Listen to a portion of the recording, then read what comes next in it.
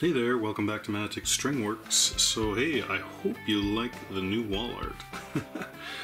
I made these with the X-Tool laser engraver cutter D1 Pro, and I'll feature it on a few upcoming videos, but it's pretty fun.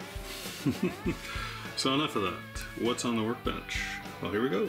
This is a 2004 made in Mexico Fender Telecaster. Nice sunburst body. It's pretty heavy. Kind of suspect that's maple, but could be wrong. I'm going to come back to this bridge in a second. Standard controls, three-way switch, volume tone, maple neck. There we go, Fender. Let's flip it around. Fender branded tuners, skunk stripe, nice straight grain though. That's good. Nothing marked on the neck plate. And we can have the string through option here as well. One last thing, we got the vintage style cup output jack, which are always a pain to fix or change. Anyways, we don't have to do anything with that this time around. So what is this guitar here for? It's here just for a string change and a setup. The owner has left these Ernie balls 9-42 super slinkies, and I want to talk a little bit about the bridge. This will be a short video. I won't go into too much depth with the setup, but I do want to talk about the bridge differences, so stay tuned. So I've taken a little time off. It was Canada Day here in Canada, so a long weekend, had some family in, so I've been staying away from the workbench for a little bit, so this one's due for its setup. So like always, I'm just going to double check that the electronics work. So we'll plug this in, make sure that output jack is good and tight, flip on the bench amp. Some volume. Let's check all three positions. So that's the third position. The first position's down here, so the first position should be just the bridge. Yep. Middle position or second position should be both. Yeah, I can just hear it. And third position should just be the neck. Yeah. Scratchy, but that's probably from not much use. The owner tells me he's got about 20-25 guitars, so this one's just one of them, sort of in the rotation, so yeah, that's already fixed that. Okay, electronics work. Let's check the neck relief. Capo on the first. I like to see between 8 and 10 thousandths, but we'll start with a 10 thousandths feeler gauge at the 7th fret. Push down the last fret. Yeah, that's touching. I'll do 8 thousandths. Yeah, I'd probably put a little more relief in this neck, and I'll check that in a second. So now we're going to go to the string height. Detect the string height, we're going to use my string height gauges, which you can purchase at www.magicstringworks.com. 3 and 4 64s, 5 and 6 64s, and pickup heights for bass and treble side 1/8 and 3/32. So you can buy the gauges with the stand, or just the gauges, or buy a stand alone if you've already bought the gauges but you don't have a stand yet. So for a Fender guitar, the spec we like to see is 4 64s, which, you know, is about 1.6 millimeters at the 17th fret. So I can tell that we're higher than 4 because the gauge is passing under there. There's a little bounce. So let's try 5 64s. There we go. I think you can hear that. So that means it's touching, right? So, you know, we're right around probably 4.5 64s, around that. So that's not bad.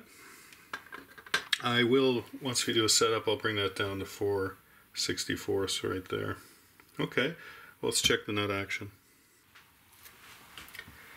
Typically 18 to 20 thousandths at the first fret here. So if you hold down the third and press on the first, yeah, I've got just a little bit of room there, a little higher here.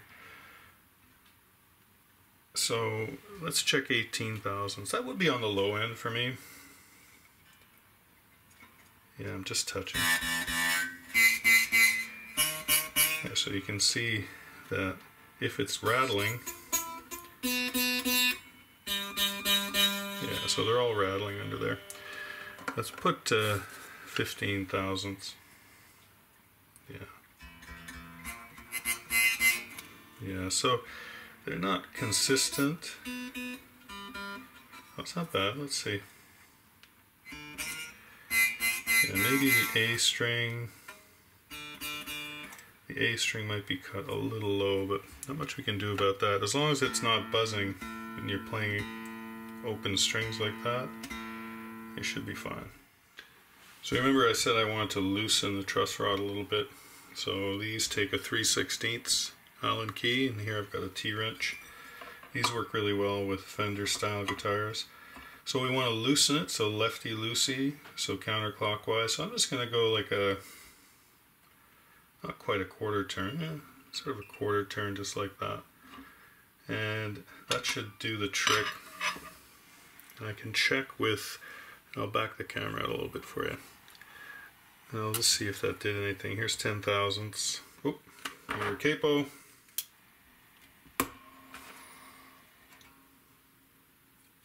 Yeah, that moved nicely, so that's pretty good. I might actually tighten that back a little bit. Just a little bit, just a hair. Okay, good. All right. Healthy truss rod means a healthy guitar. So what I'm really interested in knowing today and asking your opinion is about the bridge. So this Telecaster has the 6-saddle bridge. All right, so each saddle is adjustable independently for intonation, so string length, and height, of course. So this is probably the best setup, right, that you can have from a guitar tech point of view, that I can get this intonated and set up, you know, as good as possible. So I think this is really the way to go, right, on pretty much every guitar to have that ability.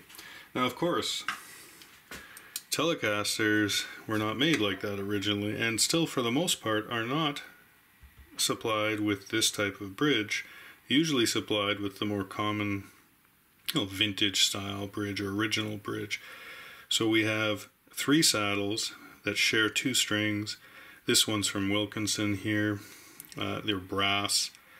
And we have intonation adjustment, but of course we're sharing the intonation with 1 adjustment screw, so 2 strings get 1 adjustment screw. So there's always a trade-off there. Now this is not a compensated bridge, so these saddles aren't individually compensated. You will see some that are.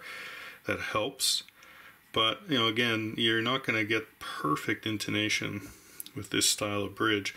Also, when you're adjusting the height, even though there are 2 screws for each string, 1 for each string I should say, you know, you get the saddle is not laying, you know, horizontal to the body. It's sort of wonky, right, on an angle. That's not the best either. So anyways, I'm not a fan of these from a technical perspective, you know, a service perspective. I like the aesthetic of it though, especially with brass saddles. It looks a lot better than that. If these were brass, maybe they'd look better, you know, a little different design. I know there's different styles, and maybe if I have a chance, I'll throw up a few different pictures in the video. But I mean, this looks really nice, I think. It looks better, it looks more appropriate, but this is definitely more adjustable. So you tell me, do you like 6 saddles for maximum adjustability? Or do you like the vintage style Telecaster look? Even though you don't have the same adjustability, you might have a nicer aesthetic. Maybe the tone is different. I don't know. I'm not going to get into that debate, but please let me know in the comments below, okay?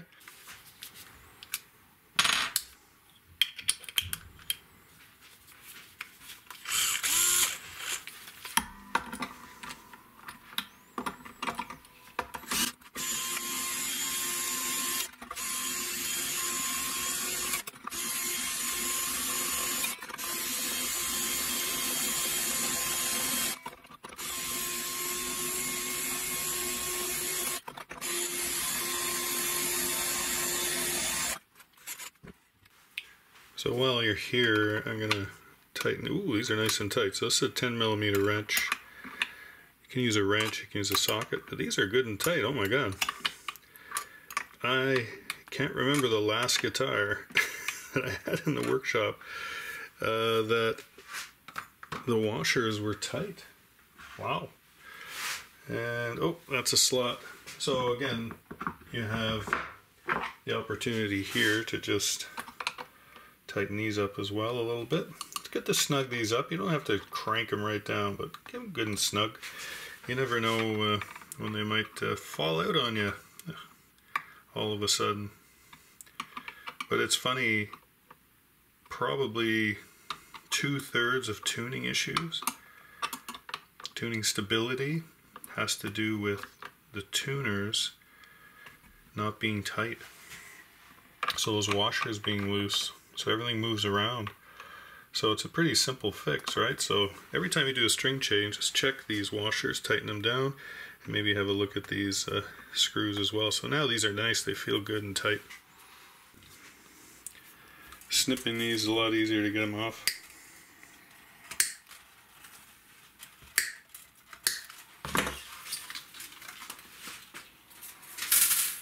Just push them through. Don't leave them on your workbench though. There's always one that fights you, right? Get it out of there. Alright.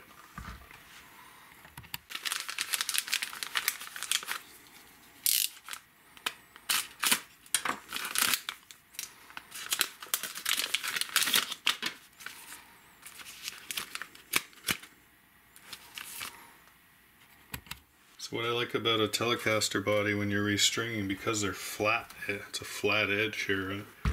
I can just stand it up like that and makes it a lot easier to feed your strings through. Yeah, make sure you don't tip it over, of course, but one at a time. Away you go.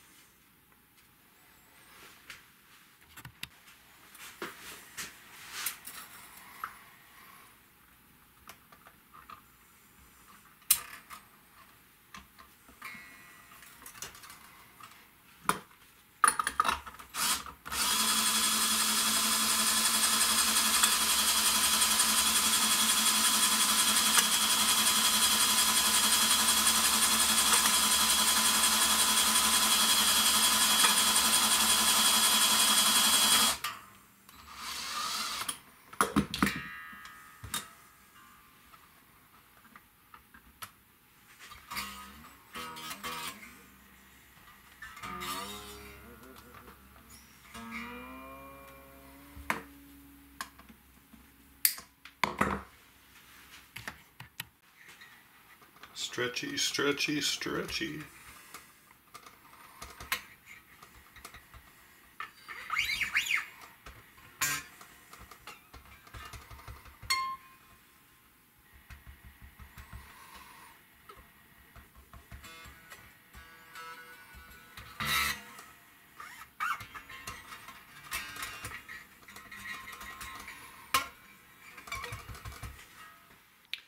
I did want to show one thing before ending this video. It's these bullet output jack tighteners.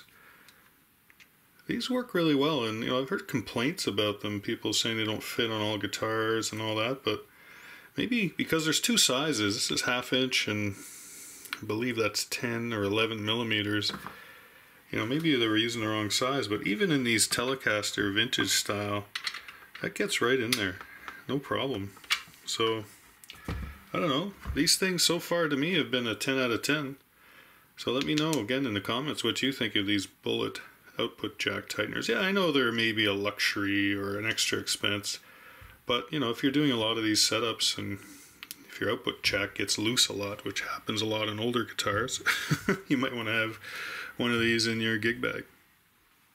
Okay, I was just checking this guitar here, strung it up, stretched it out a bit, and just checking the intonation as it stands. Pretty good. It was good before, I didn't show that on camera. But yeah, it's pretty nicely adjusted. So I'm not going to show the rest of the setup on this video. I just wanted to sort of talk about this bridge, right?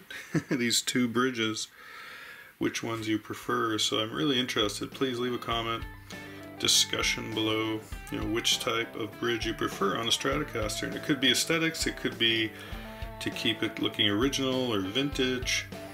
You could like the service aspect and adjustability of the 6 saddles. Maybe you like the look. Of course, there's other ones, right? There's different styles out there. So let me know in the comments. If I find anything while I'm setting this thing up, maybe I'll film it. But I think this will just be a pretty standard setup here. So you guys take care. We'll see you in the next video. Bye for now.